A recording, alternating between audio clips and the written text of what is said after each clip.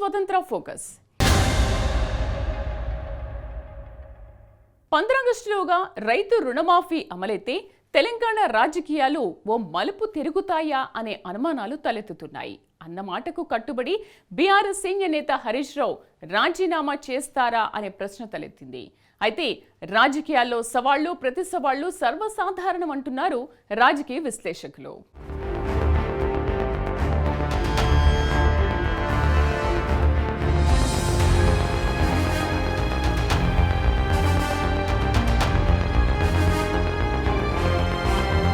ప్రతిపక్షాల అభ్యంతరాలు విమర్శల సంగతి ఎలాగున్నా ఎన్నికల సమయంలో ఇచ్చిన రుణమాఫీని అమలు చేయడానికి కాంగ్రెస్ సర్కార్ గట్టి పట్టుదలతో ఉంది. ముందుగా చెప్పినట్లు 15 ఆగస్టులోగా రుణమాఫీ అమలయ్యే అవకాశాలు పుష్కలంగా ఉన్నాయి. దీంతో 15 ఆగస్టులోగా రుణమాఫీ అమలైతే తెలంగాణ రాజకీయాలు ఏ మలుపు తిరుగుతాయన్న ఉత్కంఠ అందరిలో నెలకొంది. దీనికి ప్రధాన కారణం 15 ఆగస్టులోగా రుణమాఫీని కాంగ్రెస్ సర్కార్ అమలు చేస్తే తాను ఎమ్మెల్యే పదవికి రాజీనామా చేస్తారని బీఆర్ఎస్ సీనియర్ నేత హరీష్ రావు సవాల్ చేయడమే. అప్పట్లో హరీష్ రావు చేసిన ఈ సవాల్కు ముఖ్యమంత్రి రేవంత్ రెడ్డి ప్రతి సవాల్ విసిరారు. 15 ఆగస్టులోగా అన్నదాతలను అప్పుల భార నుంచి విముక్తి చేసి తీరుతామన్నారు. రుణమాఫీ అమలు చేసిన రోజున హరీష్ రావు రాజీనామా చేయాల్సి ఉంటుందన్నారు. అందుకే రాజీనామా లేఖను రెడీ చేసుకోవాల్సిందిగా హరీష్కు ఓ ఉచిత సలహా ఇచ్చారు ముఖ్యమంత్రి రేవంత్ రెడ్డి.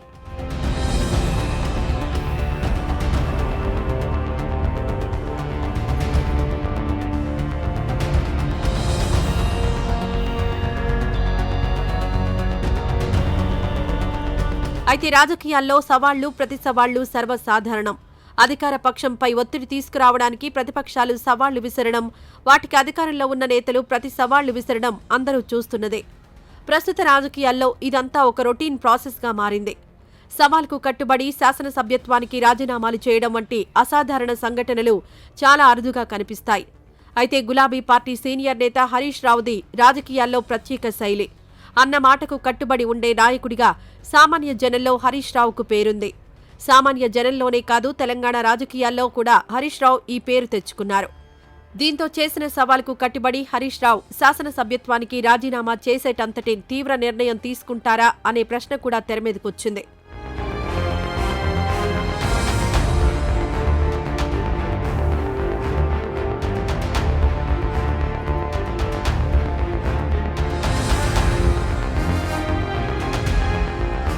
అయితే రాజీనామా నిర్ణయానికి హరీష్ రావు వచ్చినా గులాబీ పార్టీ పెద్దలు ఆయనను వారిస్తారన్న ప్రచారం కూడా నడుస్తోంది.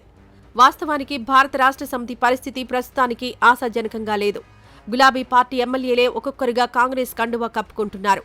ముఖ్యమంత్రి రేవంత్ రెడ్డి కూడా బీఆర్ఎస్ నుంచి వచ్చే ఎమ్మెల్యేలకు గేట్లు ఓపెన్ చేశారు. ఈ విషయం సాక్షాత్తు రేవంత్ రెడ్డి స్వయంగా చెప్పారు. దీంతో సమస్యల పట్ల అవగాహన, మంచి వాగ్దాటి ఉన్న హరీష్ రావు లాంటి నాయకుడు గులాబీ పార్టీకి ఎంతైనా అవసరం.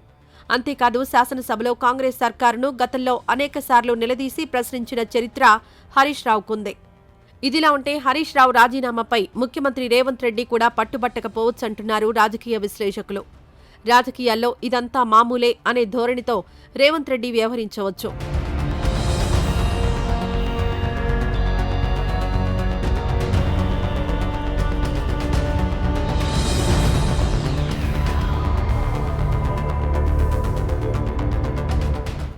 రుణమాఫీ అనేటువంటిది భారతదేశ చరిత్రలోనే ఒక రాష్ట్ర ప్రభుత్వంగా 2 లక్షల రూపాయల రుణమాఫీని ఒకే మారు చేయడం అనేటువంటిది ఒక చారిత్రాత్మక నిర్ణయం. అందులో క్యాబినెట్ మంత్రిగా ఈ నిర్ణయంలో నేను ఉండడం నాకు జీవితంలో అత్యంత సంతోషదాయకమైనటువంటి అంశం. నేను ఒక రైతు బిడ్డను.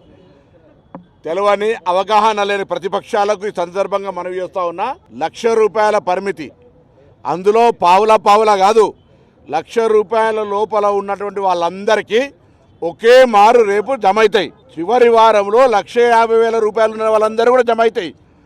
ఆగస్టు లోపు మిగతా 2 లక్షల రూపాయలు ఉన్న వాళ్ళందరికీ కూడా లోన్ అవుతుంది. ఒక్కటేసారి రైతు పేరు మీద ఉన్న అమౌంట్ను 3 పద్ధతులల్లా ఆర్థిక పరిస్థితి టీఆర్ఎస్ పార్టీ ఒక పూర్తిగా లోపభూయిష్టంగా ఆర్థికపరమైనటువంటి మేనేజ్మెంట్ లేక చాలా ఇబ్బందులు ఉన్నప్పటికీ కూడా సమర్థతతోటి అన్ని రకాలుగా ఆలోచనలు చేసి ఇవాళ ఇంత పెద్ద గొప్ప నిర్ణయం తీసుకుంటే ప్రశంసించాల్సినటువంటి వాళ్ళు విమర్శ చేస్తూ ఉన్నారంటే వాళ్ళ కుహన బుద్ధి, వాళ్ళకు ఉన్నటువంటి రాజకీయ అవగాహన అర్థమవుతా ఉంది. మొత్తానికి కథ సుఖాంతమయ్యే అవకాశాలే ఎక్కువగా కనిపిస్తున్నాయి. ఈ రాజకీయాల సంగతి ఎలాగున్నా రుణమాఫీతో తెలంగాణ రైతులు పెద్ద ఎత్తున లాభపడబోతున్నారు. కొంతకాలంగా సేద్యం లాభసాటిగా లేదు. దీంతో చాలా మంది రైతులు సొంత ఊళ్ళో వ్యవసాయ భూములను ఆయన కాడికి కౌలుకిచ్చి సమీపాన గల పట్టణాలకు వలసపోతున్నారు. అక్కడ భవన నిర్మాణ కార్మికులు పనిచేస్తున్నారు. చీకటి పడే వేళ్లకు అంతో ఇంతో సంపాదించుకుని బతుకు బండి నడుపుకుంటున్నారు. ఈ ట్రెండ్ ఒక్క తెలంగాణకే పరిమితం కాదు, దేశవ్యాప్తంగా ఉన్నదే. ఇక తెలంగాణ విషయానికొస్తే అన్నదాతలు సేద్యం కోసం గతంలో చేసిన అప్పులు కుప్పలుగా మారాయి. అసలు వడ్డీ కలిసి తలకు మించిన భారంగా మారింది.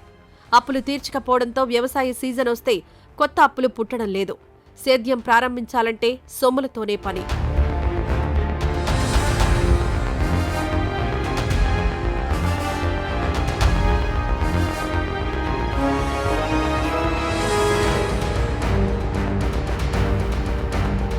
నాణ్యమైన విత్తనాలు కొనాలంటే డబ్బులు ఉండాల్సిందే. పొలం దున్నించాలంటే ట్రాక్టర్లు అద్దెకు తెచ్చుకోవాల్సిందే. అద్దెకు తెచ్చుకున్న ట్రాక్టర్లకు సొమ్ములు చెల్లించక తప్పదు.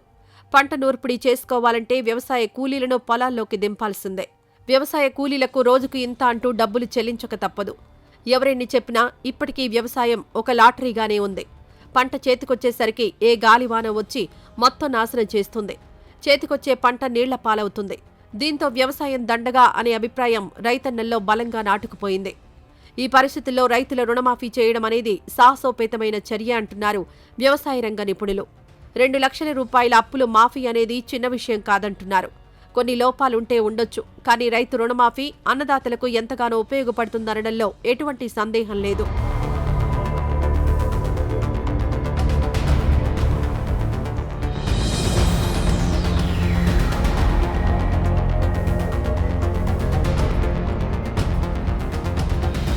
ఎన్ని లోపాలున్నా రుణమాఫీతో అన్నదాతలకు బోలెడు ప్రయోజనాలున్నాయి. ఇది వాళ్ళ స్వతంత్ర ఫోకస్. రేపు మరొక అంశంతో మళ్ళీ కలుద్దాం. నమస్తే.